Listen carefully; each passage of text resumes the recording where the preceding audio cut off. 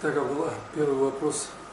Что послужило причиной того, что ты принял тарикат? Что тебя подтолкнуло принять такое решение? Если говорить о тарикате, конкретно как я его принимал, то это, конечно, было, как сказать, в этот момент я, конечно, полностью не осознавал вот само значение тариката. Когда я шел брать вирд, наверное, это многие о себе могут сказать, или же не многие, я не знаю, у каждого по-своему, видимо, бывает, но вот сейчас то, что я думаю о тарикате, то, что я знаю, и тогда, как я оценивал, это все совершенно разное. Можно сказать, я шел брать тарикат, практически не знаю, что это такое, абсолютно. Но единственное, что я знал, что это правильный путь. Почему я это знал? Потому что, например, я довольно много, вот уже после того, как начал молиться, да, я не с детства молился, как положено, я много читал о имаме Шамиле, о его людях, которые были рядом с ним, тот же Джамаладдин Казикумухский, Мухаммад Яраги и так далее, и я знал, кто эти были люди и что они придерживались тариката, и что это были глубоко верующие люди и стали на пути тариката. И когда мне сказали, ребята, вот мы едем к устазу брать вирд, хочешь ли ты поехать с нами? Я сразу согласился, без раздумий. Почему? Потому что я знал, раз эти люди этого придерживались, то значит и мне хорошо будет, если я встану на это, во-первых. Во-вторых, я слышал о тарикате и раньше кое-что читал, и мне было просто любопытно даже, интересно, что же это такое. Там какие-то книги на русском языке, которые пишут какие-то профессора, там «Мистический путь в исламе». Один человек мне еще до того, как я начал молиться, как-то сказал, он видел у меня раньше еще книгу о йогах. Это были такие ксерокопии там, с книг, короче говоря, сделаны для того, чтобы просто заниматься упражнениями для здоровья. Одно время была такая волна. Многие, наверное, помнят, когда увлекались люди йогой чисто для здоровья. А на самом деле это же и религиозная доктрина была йога. Этот парень сказал, ты знаешь, говорит, в исламе тоже есть своеобразная йога, называется суфизм, тогда еще.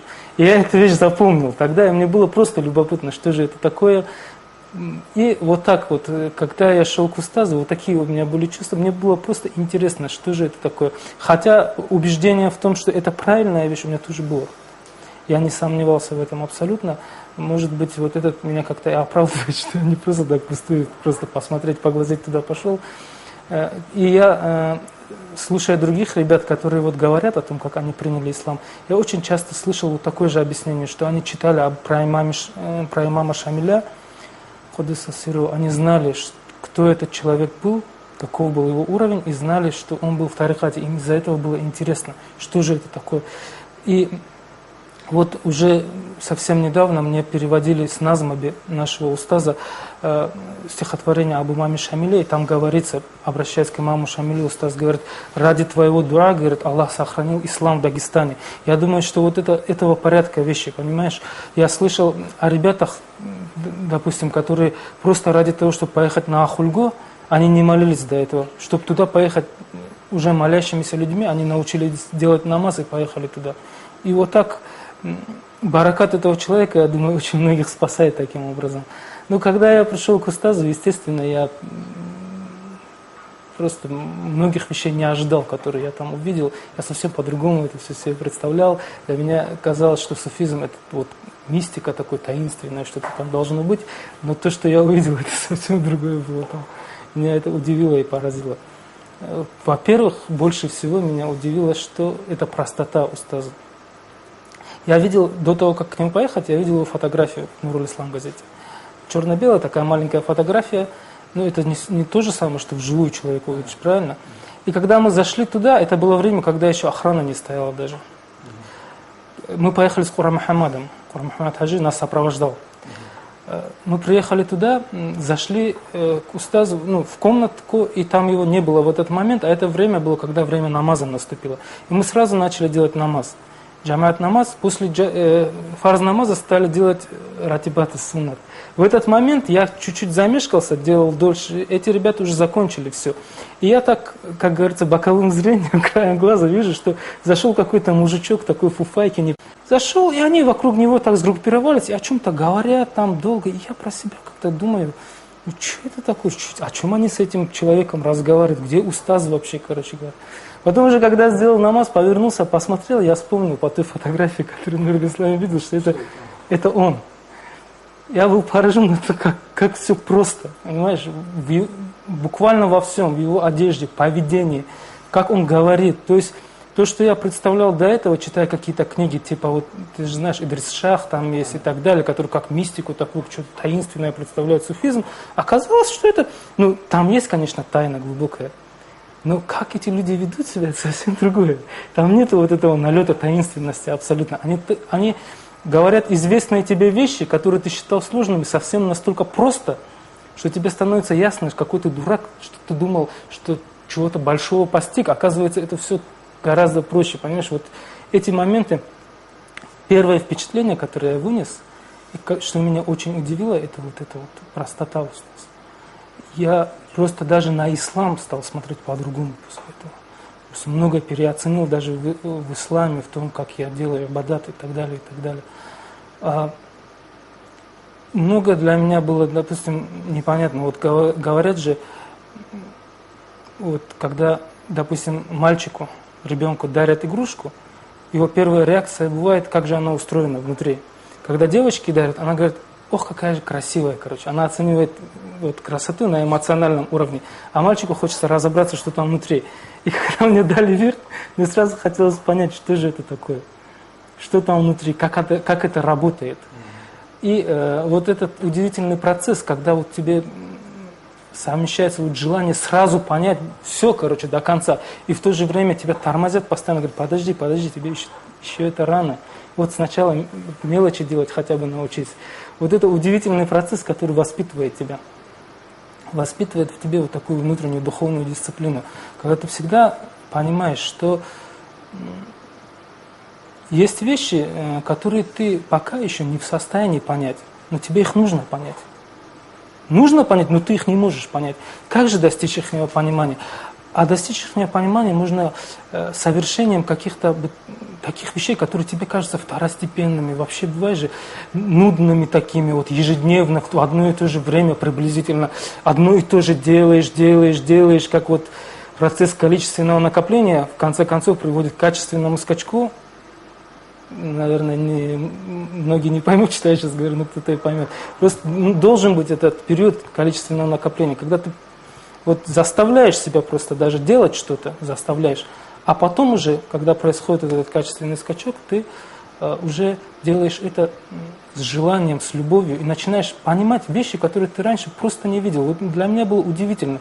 Я стихи Омара Хайяма, первое, что я заметил, начал видеть то, что я раньше в них не видел. Поначалу, когда я начал молиться, читая стихи Омара Хайяма, я думал, вот подлец просто, да, вот что он делает? Вроде бы такой большой ученый, известный человек, и пишет про вино, про женщин, еще про такой разврат, туда-сюда. А потом я понял, что когда уже взял вирт через какое-то время, я вдруг начал видеть в его стихах другую сторону, что на самом деле это не про вино, это не про женщин, это опьянение от любви к Аллаху. Аллах описывает рай в Коране, когда, ты же знаешь эти описания, когда гурии разносят вино, там райское, и все ученые наперебой говорят, что это не то вино, это не те, короче говоря, там совсем другое вино.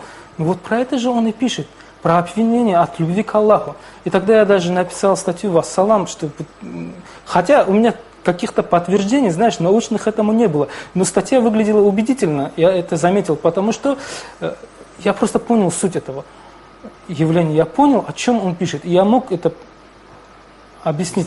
И что меня удивляло в этот момент, раньше я это как будто я слепой был, понимаешь? Вот была какая-то пелена, и она упала с доски. И вдруг я начал видеть то, что я раньше не видел. Вот такие вещи. Да, вот такие вещи происходят в тарикате. Ты вдруг начинаешь просто ясно видеть то, чего раньше ты просто... Оно было рядом, вот здесь. Буквально рядом.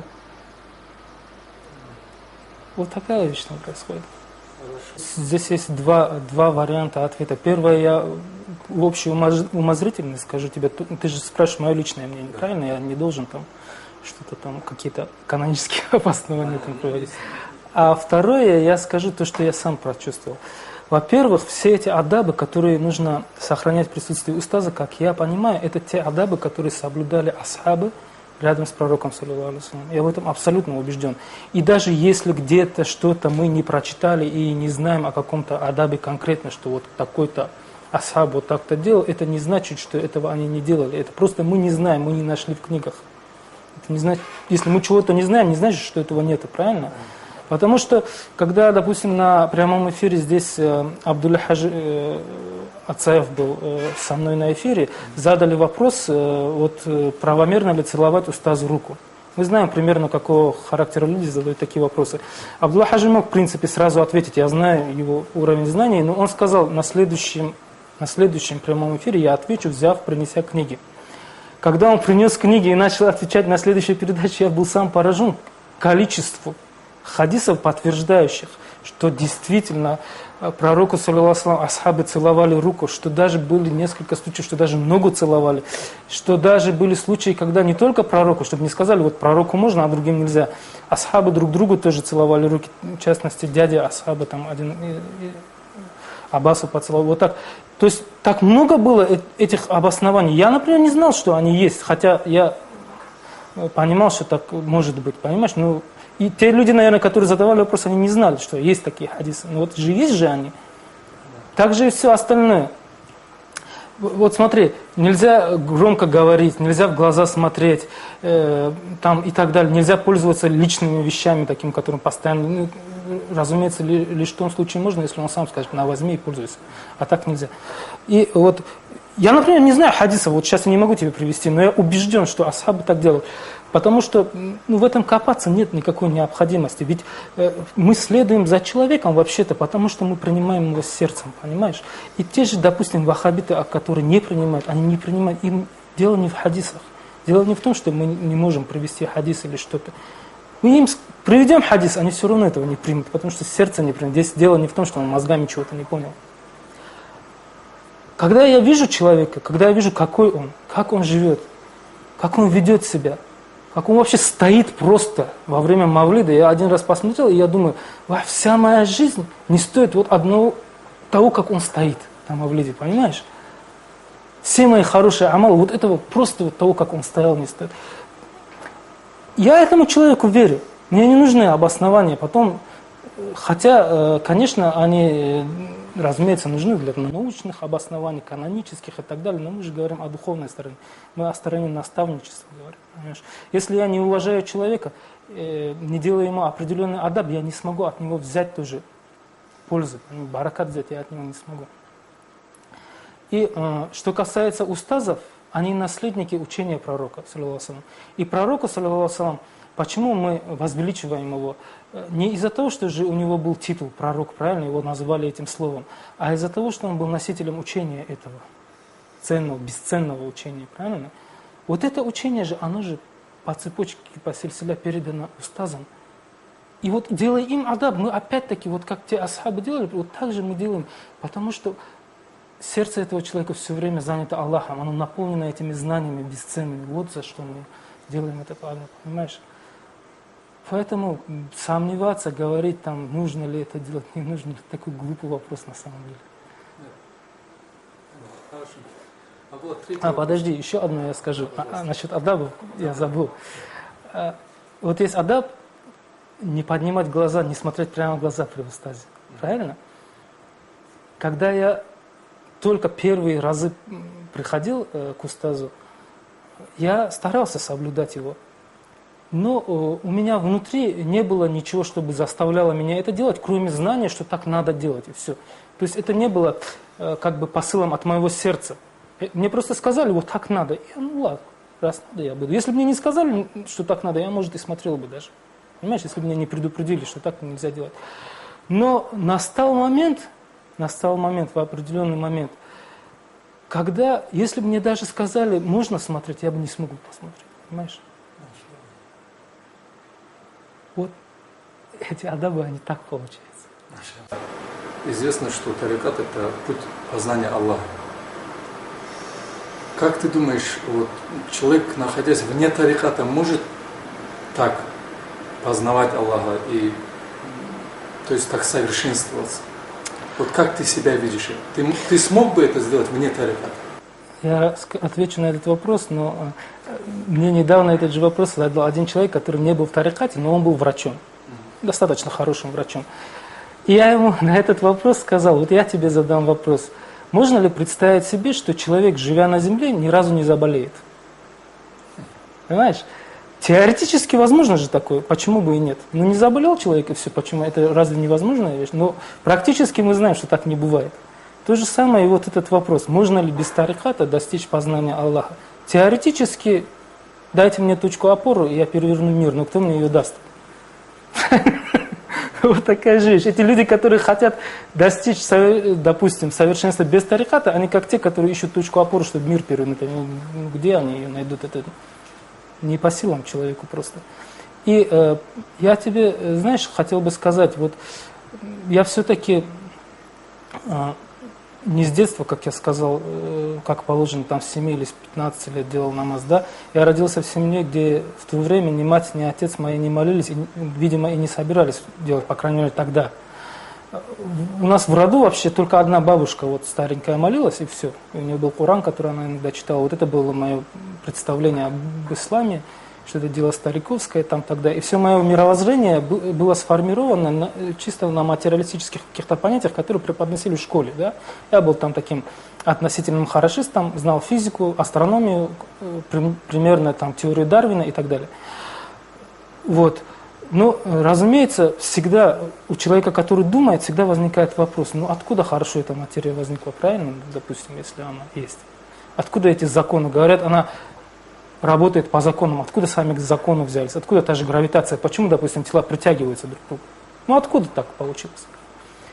Это первое. Но это не главное в религии на самом деле. Я принял, это приводит к понятию, что у мира есть Создатель. Да? Но я принял религию из-за моральных аспектов, которые у меня есть. Не из-за того, что я понял, что у мира должен быть Создатель. Это понять тоже можно, но дело не в этом. Дело в том, что каждый человек, вот каждая душа, когда была в Зарра, мы знаем же это, она сделала свой выбор уже.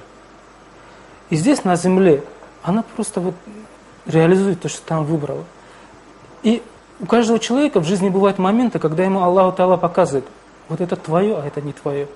Вот этот путь твой, это не твой. В этот момент надо чуть-чуть, просто хотя бы чуть-чуть подумать и понять, что тебе говорится, понимаешь? У меня были такие моменты, и мне Аллах Та'ала дал такое счастье поразмышлять и правильный вывод сделать, понимаешь? Были просто моменты такие, как бы этапные прозрения, да? Вот когда я, допустим, был на материалистических этих убеждениях, мне попалась книга, я просто перебирал одну частную библиотеку, я любил читать книжки, скажем так, и мне попалась книга, в которой были цитаты из Святого Писания, по-моему, христианского.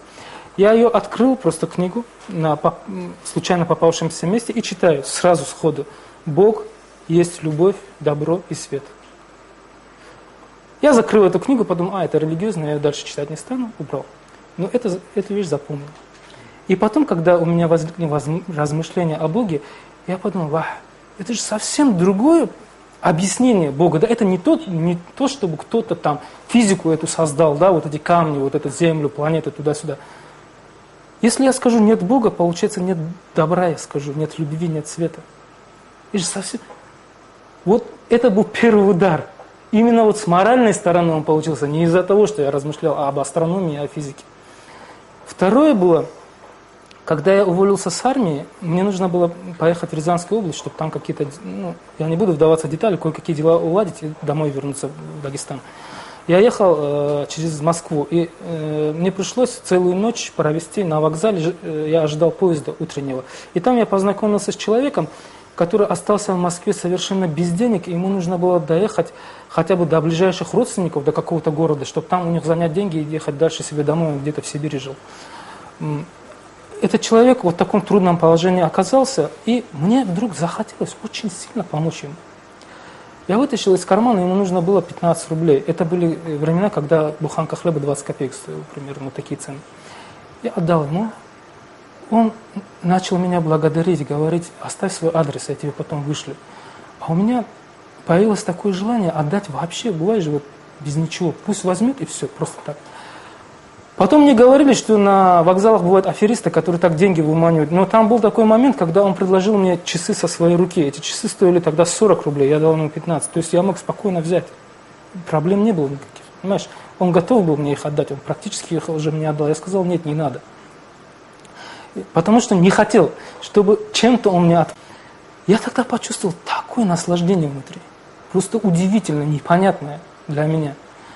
И когда я ехал домой потом, я подумал, ну представь себе, этот человек ничего хорошего мне не сделал до сих пор, и ничего хорошего больше не сделает. Понимаешь? Я, получается, ему просто так помог, когда он оказался в трудной ситуации. И это дало мне такое удовольствие невероятное. И я вспомнил то, что я делал в армии. Армию, кто служил тогда в советской армии, прекрасно знает, что за среда. Там много плохого делаем, то, что с точки зрения религии, как грех можно охарактеризовать. Да, я вспомнил эти свои грехи, так скажем, и вспомнил то чувство, которое у меня внутри бывало. Я делал эти вещи, потому что, ну, как бы знал, что так надо делать, потому что сама среда обитания, скажем, такая, она вынуждает к этому и так далее. Ну, находил себе оправдание. Но всегда на душе было не то. И вот тогда, почувствовав это чувство наслаждения, я подумал, я теперь с этого момента буду делать всегда хорошо всем людям и не буду делать плохо. Я как бы дал себе такое слово. Ну, все дело-то в том, что я так не мог. Я знал, что это хорошо, я чувствовал, я с сердцем понял это, но не мог. Потом было много что, на гражданке тоже. Потом эта книга есть «Мастер и Маргарита», ты знаешь, наверное, там Иисус спорит с Понтием Пилатом. Понтий Пилат говорит, что все люди злые, он говорит о добре, короче, вот такой диалог. Я прочитал, на меня такое впечатление произвело, и я подумал, если даже этот Иисус был неправ, если даже на самом деле зло победит в мире, в конце концов, я все равно буду на стороне Иисуса, потому что это мое, мне так нравится. Пусть даже мы проиграем. Я не хочу быть злым, я хочу быть добрым. Понимаешь? Вот это откуда берется? Я не знаю. Но я так хотел, но не мог. Потому что много искушений, потому что ты ведь не занят вот этой духовной практикой. Чем ты занимаешься? Занимаешься зарабатыванием денег, и все. Если ты не в религии, да, больше чем занят, чтобы пожрать там, да, иметь какие-то удовольствия определенные, да, сексуальные, быть защищенным в какой-то мере, быть уверенным, допустим, в завтрашнем дне, а то, что у тебя где-то там в заначке бабки лежит и так далее. Ну что, это даже если ты понял где-то, Аллах тебе показал, ну это такой образ жизни разве даст тебе силы устоять перед злом, когда тебе искушение, ты всегда найдешь себе оправдание, правильно? Ты 1000 оправданий найдешь для себя, чтобы сделать плохо, если ты получаешь за это деньги, там какие-то удовольствия. Это же так, на самом деле. Вот это меня привело в конечном итоге в ислам. Поиск пути, который позволил бы мне противостоять злу в себе. Но попав в ислам, ведь там же тоже много всего. Ты, например, можешь загордиться, что это уже со многими происходит. Вот человек вчера только намаз не делал, научился, как говорится, правильно подмываться только, и он уже осуждает весь мир, который не молится, понимаешь, и их там ниже себя считает. Так же происходит. А это же гордыня. Уже ты даже на первое небо не попадаешь, как это сказано в книгах, да? Если хоть грамм гордыни в душе есть. Ну и что от твоего ибадата? Ну и что, ты нашел этот путь ислам, такой радостный, довольный, что ты там лучше их, которые там, допустим, пьянствуют и так далее. Ну, самодовольство, гордыня, они же не пускают тоже туда. Это же все, это опять барьер. И что дальше? Дальше тарикат. А в тарикат попадаешь, там же тоже много всего. Устазы же сами говорят, из 101 мюрида, если бы хоть был настоящий мюрид, он тоже хорошо было. Понимаешь, бесконечный путь – это самосовершенствование. Но то, что дает тарикат, и что такое тарикат вообще, это когда, я как понял, человек все время следит за собой, боясь, что от него может получиться какое-то зло. Вот это то, чему, в принципе, то, что я, в принципе, на сегодняшний день понял. Может быть, это далеко не все. Для меня это так. Устаз, например, посещение устаза мне лично что давало? Я начинал замечать в себе те недостатки, которых я не замечал. Вот это валлахи, биллахи, это то, что это же самое главное. Это именно от устаза, не от кого другого. Никто другого мне этого не дал. Так почему же, как говорится, этому человеку руку не поцеловать? Почему же его своим наставником не назвать? И как мне сказать, что я без него смог бы это понять? Не дал же мне никто другой этого понимания. И как он его дал? Он мне не сказал, Абдулла, вот в этом. буквально, может быть, пару слов, сказанные вообще человеку, который рядом с тобой сидит, а не тебе. Такая сила воздействия. А другого такой хал не идет, потому что этот человек абсолютно убежден в том, что он делает, в правильности этого, понимаешь? Мы иногда делаем вещи в религии, зная, потому что нам кто-то сказал, что это правильно, но у нас такой убежденности нет. Вот иман это что такое? Это убежденность, когда ты делаешь абсолютно убежденным, что это так. Почему тавакал на Аллаха бывает совершенным у этих людей? Мы же тоже знаем, что все во власти Аллаха. Почему у нас такого тавакала не бывает? Нет имана такого, нет убежденности. А у этих людей такой иман, что он просто тебе скажет, вот так надо делать. И ты делаешь. Сам не понимаешь, что же произошло вообще, что такое. Я же знал раньше, что это надо делать. Почему мне надо было, чтобы именно он мне это сказал? Надо было, значит, раз по-другому не получилось. Хорошо, Абдулла. Я хочу задать один последний вопрос, который я никому не задавал. Многие наши телезрители знают о том, что ты делал цикл передач именно о тарикатских устазах. И я хочу спросить, вот какой-нибудь показательный случай, который тебе запомнился об устазах. Что-то вот такое, которое ты вот готов везде вытащить и показать, сказать, вот что такое тарикат, вот что такое, вот кто такие устазы. Ну, случаев этих много, понимаешь, ты так задал вопрос, что с моей стороны, может, даже безадабность получится, что я один случай выставлю как самый показательный. Так, наверное, нельзя говорить, что он самый-самый. Если ты случай хочешь, я тебе просто скажу, вот недавно у меня был разговор с одним молодым человеком, он такой светский человек, но достаточно высокоинтеллектуальный, насколько я его оцениваю. И он начал мне говорить, что вот он и его круга люди боятся ислама. Боятся почему? Как он мне объяснял, у него был опыт общения с алимами, с муллами, так скажем, как их называют, которые преподносили ему ислам, что это какой-то сплошной свод запретов, короче говоря, которых ему осмыслить тоже очень трудно, поскольку базы такой нет. И он не понимает, неужели вот весь ислам сводится к запретам, вот к такому. Я ему просто, чтобы объяснить, что такое ислам тогда, чтобы ему объяснить ислам, я рассказал историю, которая произошла с устазом Хамзатом Афанди Куддас Сирру, когда в соседнем селении, с их селением, подрались молодые люди, и в этой драке были убиты 4 его близких родственника. По-моему, один из них был сын его, и 3 тоже очень близкие. Молодые люди все.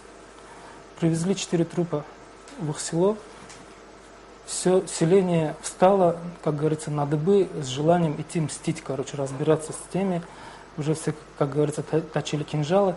И устаз вышел, сказал им, сделайте омовение, 2 раката намаза, и все, успокойтесь. Никаких ответных действий не будет. Потом проходит время, те, разумеется, ждут. Что-то же должно произойти, правильно? Ничего себе, 4 трупа туда отправили. И ничего не происходит.